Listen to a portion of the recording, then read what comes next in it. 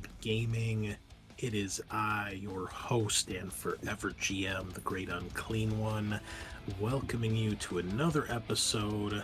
Today, kicking off the start of our Mork Borg campaign and actual play series. But before we dive into that, as always, be sure you stop by Facebook and subscribe there where you can check out all of our latest news on the show. Stop by YouTube, give us a subscribe there. You can check out some of our new video content we've got coming out. Follow us over on Spreaker where we host the podcast. And be sure you stop by iTunes or Apple Podcasts. Give us that 5-star review. Help us grow the channel and all that good stuff. And of course, if you're a big fan of the show or you want to help support us a little bit further, check us out on Patreon, where you can toss a couple coins into the Dragon's Hoard and help support the show further. We've got exclusive actual play series of Warhammer Fantasy on there for you to check out, some artwork every month from one of our guys, Kyle, and check out our Discord channel too. You can join us there and all sorts of cool stuff. But however you decide to join us or support us, we appreciate it. We thank you all. And if you're new here, welcome.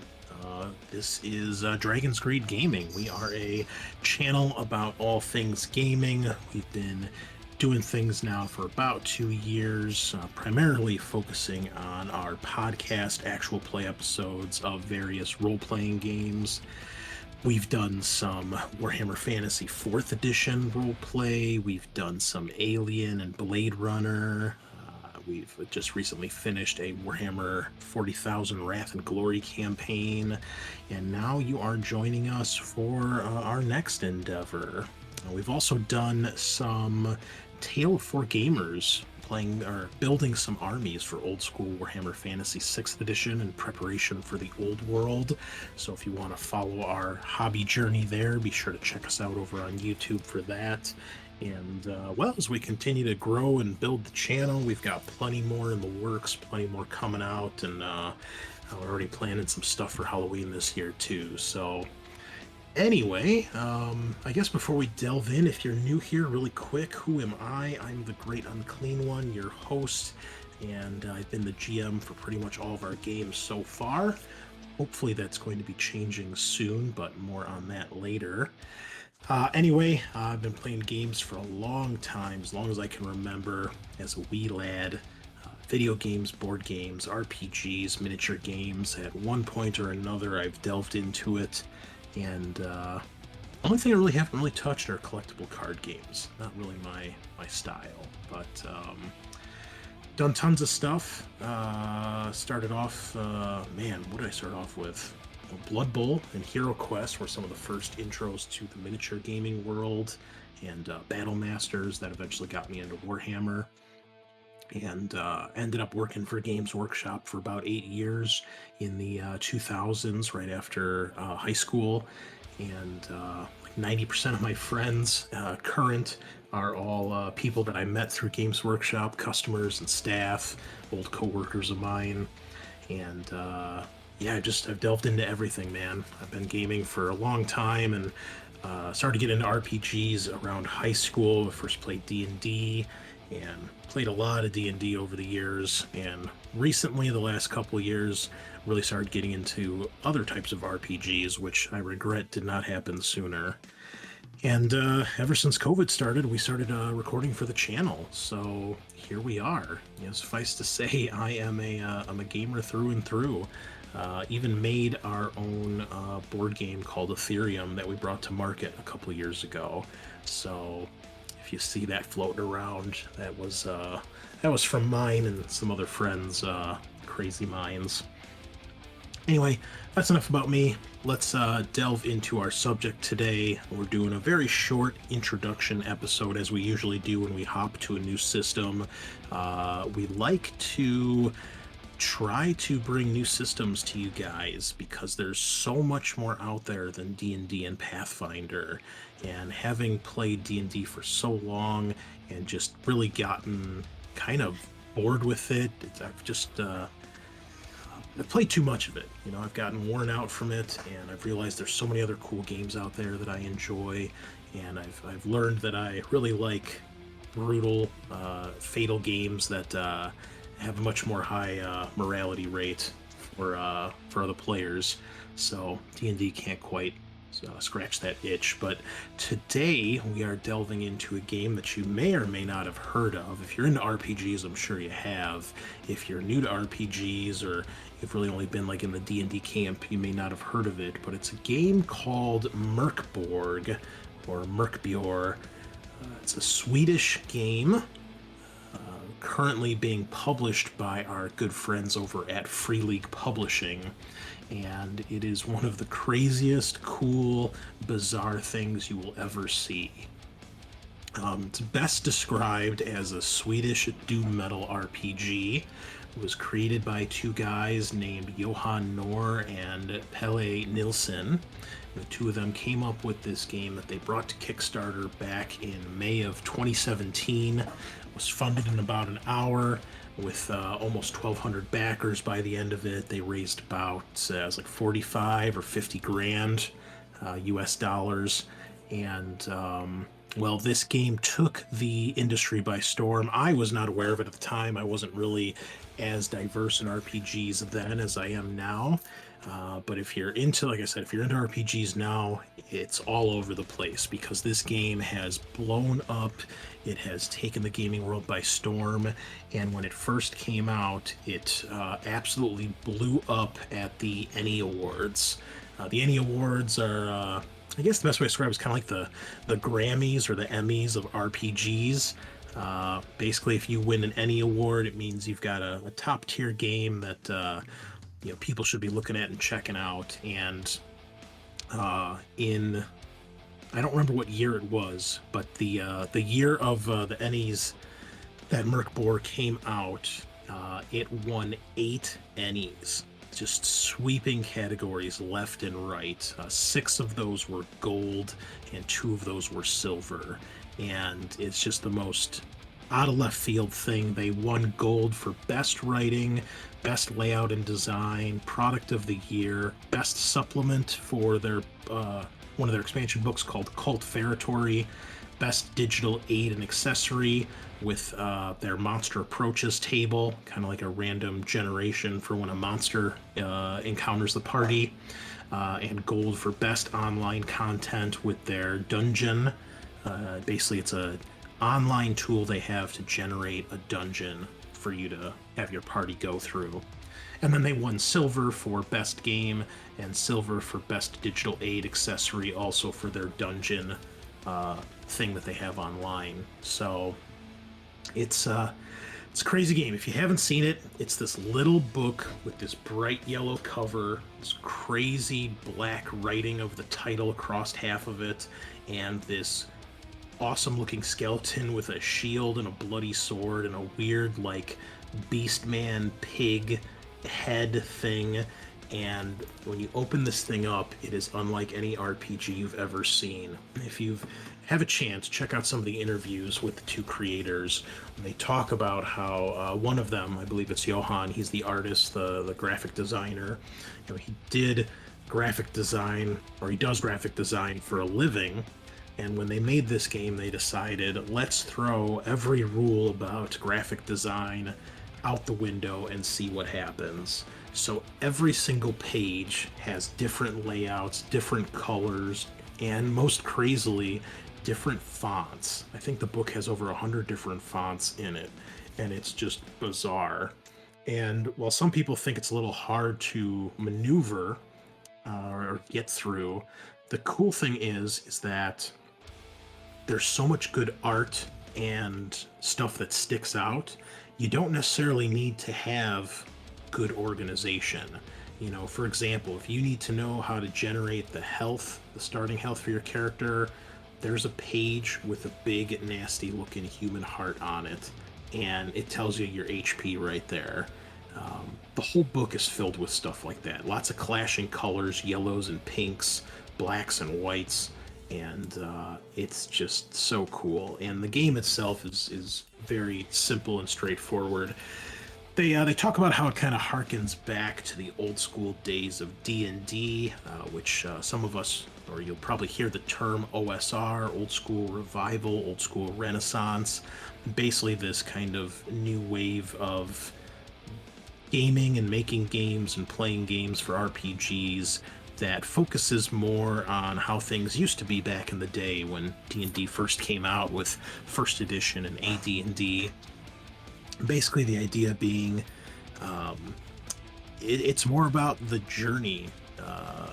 Rules are simple. The GM is encouraged to come up with stuff on the fly because the rule systems don't get super in depth with things like drowning or falling damage or fire, things like that. The GM is encouraged to come up with that stuff as they play. And rather than just, oh, I make a search check to search the area, or I make an observation test, it's encouraged for the players to really get into the mindset of the game and explain exactly what they're doing. How are they searching this room? What are they searching in this area? And it also kind of throws out the whole idea of quote unquote balance. So rather than worrying about, okay, everything you encounter is going to be a balanced fight for the party, it takes a much more, what some people would argue, realistic approach in that you might stumble into an area that you are just not capable of dealing with. Violence and fights and combat should not be your first go-to, should not be how you try to solve every issue, and in many cases, combat should be avoided at all costs, because in these older games, characters are not these invincible superheroes. They can die and they will die, and Mork Borg really takes this to the next level. We've already recorded our first session for this game, and I can tell you that it is an absolute blast, and it's a breath of fresh air to see how this all comes together. So let's talk a little bit just about the game itself and kind of how it works. This game is all about random charts and dice rolling for procedural generation. Which, if you're new to that, might seem a little weird or off-putting. But it's cool, it's exciting. Everything in this book drips of flavor. Basically, Mork Borg takes place in a medieval fantasy gothic world, and it's described as a dying world. Basically, the premise is that this world has an impending apocalypse that's about to happen, and the game itself is seeing what your players do with the time they have left. Do they go dungeon delving to get treasure and get rich? Are they a bunch of evil bastards off doing whatever they want because they know the world's about to end anyway? Or are they actually maybe trying to find a way to avert this impending apocalypse? This game is brutal and in your face. It's meant to be dark and bloody and gritty and violent, and has some very awesome influences from a lot of heavy metal and black metal. They've even released a couple song playlists and soundtracks. There's bands that have put music together for it to inspire it, and it really gives this game a really crazy cool feel. And after having played our first session, I can tell you, if you just go into this game and just enjoy it for the joy of this crazy, goofy, dungeon delving romp, rather than worrying about some crazy meta plot or intricate plot threads or things like that, it's a blast. Obviously, there's still a little bit of story there, and you can take that as far as you want, but we're not sweating it too much. We're just having a fun, cool game that so far everyone has really enjoyed, and we're already looking forward to our session for tonight, session 2. Anyway, so the world's ending. There's actually a mechanic in the game to support this. Basically, every day that passes in game, at the start of the campaign, you decide how long you want your campaign to be, and that will determine the size of dice that you roll. This game does use d20s and other multi-sided dice like D&D. That's kind of where the similarities end, though. So you decide how long you want your campaign to run, and you pick one of these dice sizes. The game suggests either a D100 all the way down to a D2, And basically, every time you roll one of those dice, if you roll a 1, a misery occurs. And there's a chart of these prophecies you roll on, which are all these terrible things that start to happen as the world comes to an end. The birds fall out of the sky, plants wither up and die, flooding, things like that. And you're encouraged to implement that into your campaign as the world gets worse and worse. And once 7 miseries occur, the final apocalypse happens and the world ends. It's up to the GM and the players to decide exactly what that looks like or how that comes to be, but the idea is the game is then over, the world is destroyed, and as the book says, you then burn the book. So, that's what we're doing in our campaign. We're going to play until the world ends. We're speeding it up with just starting with a d6 for our misery die, and as the miseries get more and more, the misery die is going to get smaller and smaller down to a d4 and a d2. So as the world ends, it's going to speed up. So we'll see what our players decide to do with the time they have remaining in this dying world. Now, the rules for the game, being an OSR style game, are super simple, and if you use any of the online resources or the fan-made stuff for Foundry, it is even faster and easier. Most of the game revolves around D20. Character creation is pretty much super straightforward. You can randomly generate everything. You can also use optional classes, which it seems most people do. The classes give you all sorts of weird, cool abilities, and they are unlike anything you've ever seen. This isn't like D&D where you have a wizard and a paladin and a thief. No, this is you have a fanged deserter or a forlorn philosopher or a wretched royalty or a gutter-born scum. And when you pick one of these classes, or if you roll with one of them, it'll tell you how many hit points you start with, your starting gear, and then some cool background stuff like what kind of poisons can you make, what kind of unique piece of family heirloom do you carry with you, or how did you end up on the streets as this scum that wanders around, or what kind of deal did you make with some otherworld entity to get your powers, things like that. And not only do they give you some background when you make those rolls, but they usually dictate some of your starting powers, abilities, and gear as well. You roll for some other starting gear as well, basic stuff like your weapons and equipment, which could be anything from nothing to heavy armor to a femur as your main weapon. Of course, there's a small vicious dog in there as well that you can get, and then some other goofy shit as well. Magic in this game is done through scrolls, unclean scrolls, and tablets of obscurity. I think there's another type of scroll as well, but basically you roll a d20 to try to cast your spell. You can cast so many a day, usually between like 3 to 7 spells a day or powers. And I mean, these powers are not just like you cast fireball. It is much more insane than that. It's things like, your tongue rots out and your skeleton leaves your body and begins to walk around, like weird shit like that. And of course, the GM is always encouraged to push that envelope further. You also have your 4 abilities, which are like your attribute scores. Agility, presence, strength, and toughness. Agility is for your dexterity-based things, including ranged attacks. I'm sorry, no, it's not for ranged attacks, but the things like your defense, balance, swimming, fleeing. Your presence is usually for things like any sort of manipulation, charming, ranged attacks, and perceiving things around you, like your observation. Strength, obviously, how hard you hit, how much you can lift, how much you can carry, and toughness, how much you can resist, and also influences your starting hit points.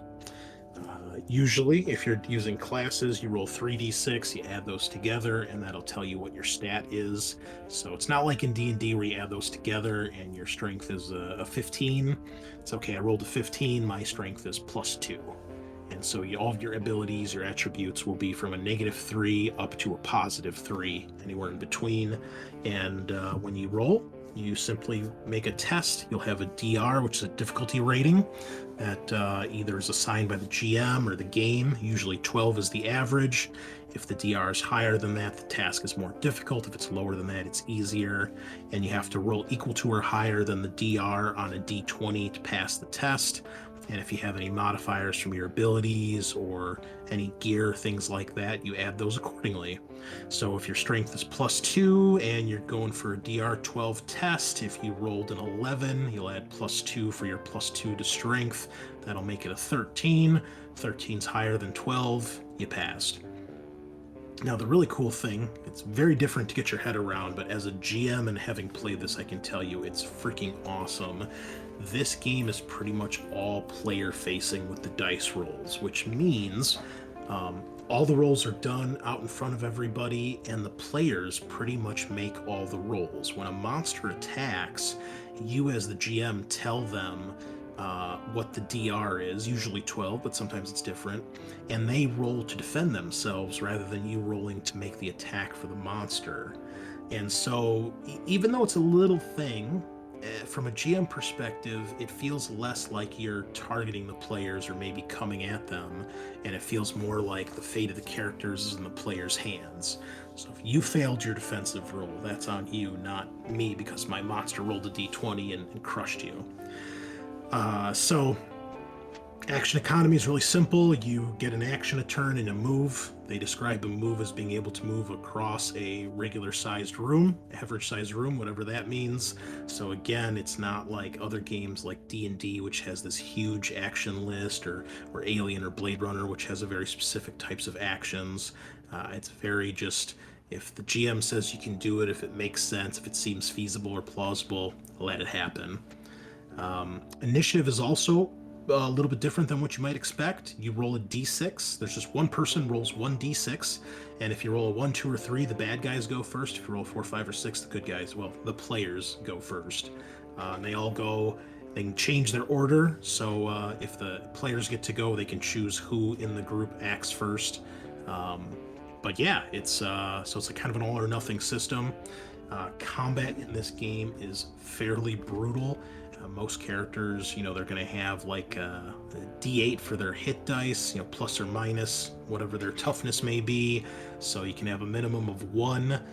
You might have a lower hit die if you're using some of the class options, D4, D6.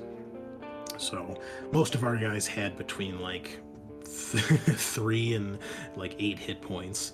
And, most weapons do like D6 or D8 or even D10 damage. If you roll a nat 20 on an attack, you do double damage.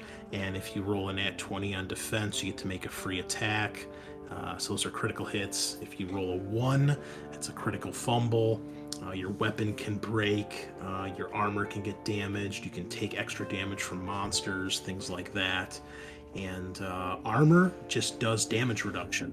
So you'll have armor that's either light, medium, or heavy, and reduced damage by D2, I think D3 or D4.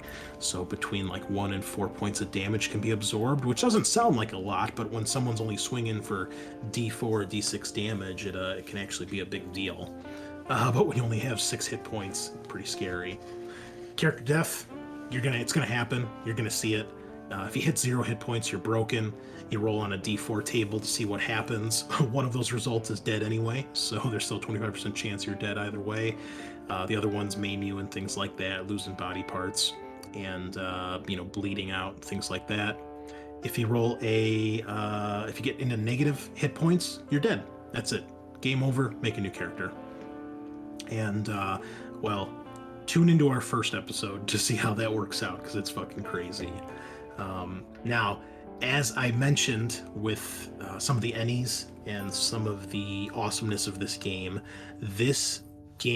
has an epically huge and active community.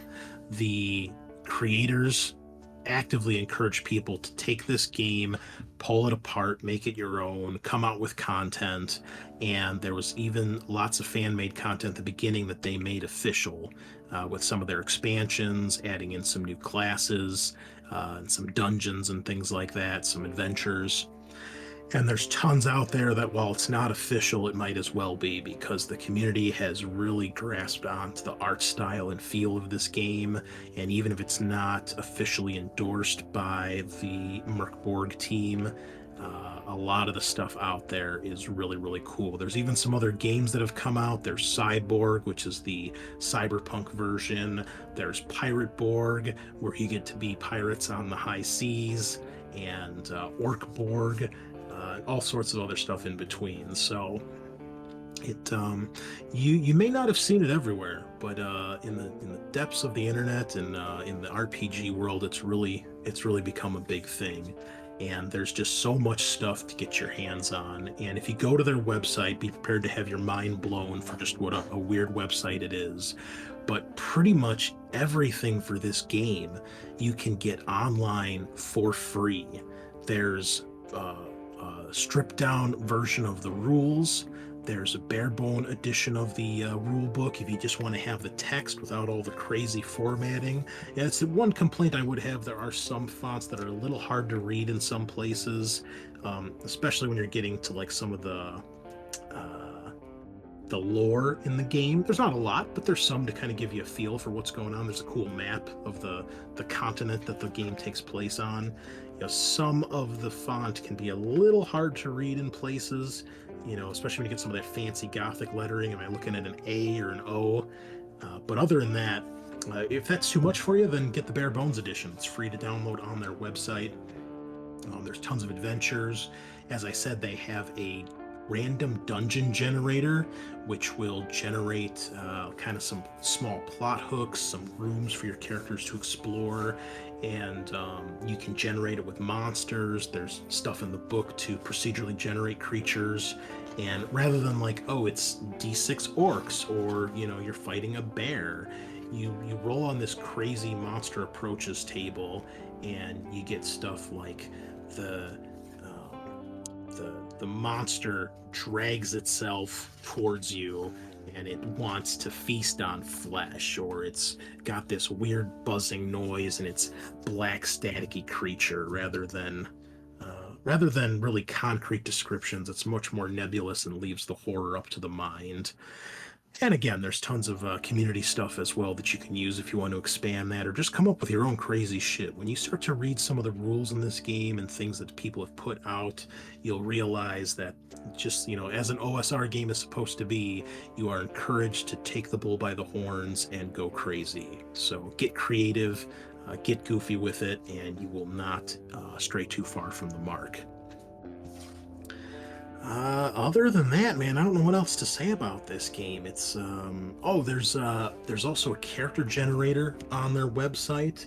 Click of a button, you've got it done. Not that character creation takes long. As a matter of fact, when you're done listening to this episode, right now at this very moment, you can also listen to our session 0, which in total only lasts about an hour, and that includes doing character creation for 3 of our 4 players. The Frog wasn't able to make it, but he joins us next week. And we also do like a test combat to see how it works. We get all that done in like under an hour, which is pretty cool. And if you're playing in Foundry, the awesome thing, and we actually ended up using this, spoiler, we ended up using this in our first session. If your character gets killed, there's a button on your character sheet in Foundry. With one click of the button, will completely randomly generate a brand new character for you, completely done, including art for your character and a name. Awesome. Even though you can do character generation once you've done it once or twice, you probably literally get it done in about 5 minutes. It does it in like 2 seconds. So these guys deserve some mad applause because they've made the game nearly as accessible as humanly possible. You can basically get the game for free and go check it out. And if you buy the book, they tell you to burn it when you're done playing. So, they don't mind how you do things. So check it out. Like I said, you can listen to our session 0 after this, and then the week after we will start our campaign. And yeah, check it out. See if you dig it. I promise you, after playing through our first session, you're gonna really have a blast. And As I always say, embrace the chaos and embrace character death.